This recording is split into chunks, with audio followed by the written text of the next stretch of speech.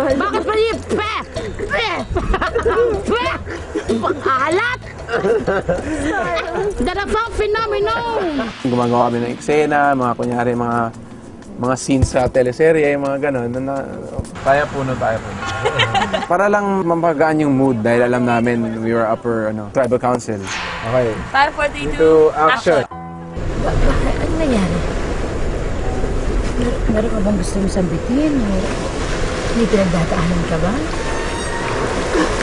Pipi ka ba?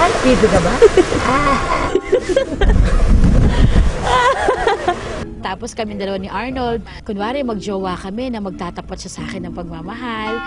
Tapos ganun, kunwari maghahalikan na tayo, tapos aray, gagano ba?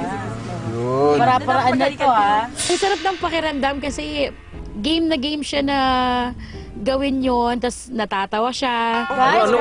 Anong kunyari maghahalikan tayo? Ano yan? We are about to kiss. Gaganda sa aray, tapos hindi na. Hindi kayo ganito kaya kasi sobrang talagang lapit. Do I close my eyes like? Ikaw, gusto mo close your nose? Do it. Gawin mo na lang. Dapat improv, dapat spontaneous, huwag mo iplano. Wow. Okay? Ang ka-director? 5, 4, 3, 2, action!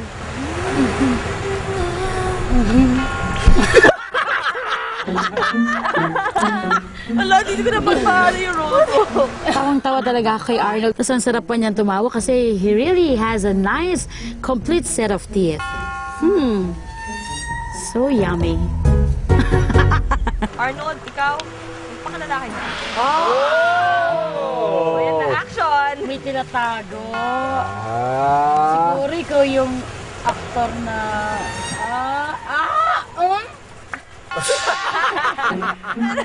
May, who's a comedian, was just doing the craziest stuff, making everybody laugh. There was one point where, I was the one who was buried in the sand. Hoy! Pakibot ka ba? Pwede ba? Ano ko yung daliri mo Gusto mo talagang ayaw mo. Di yung malis-alis ka na dyan, di ba? Hindi sinabi. And she was tickling me in places that I haven't been tickled in a long time. And yeah, we just had fun. Pagkakataon na to. Ayun lang yung moment na at least nakabanding ko si Arnold na gano'n kahit na nahihiya pa siya. Gano'n, ang sarap-sarap ng tawa niya. Dumiretso kami sa tubig. Kunwari, reenact namin yung pinakaunang challenge. Nireenact ko kung paano nalunod si Geneva. Si Geneva, ganito si Geneva. Kasi!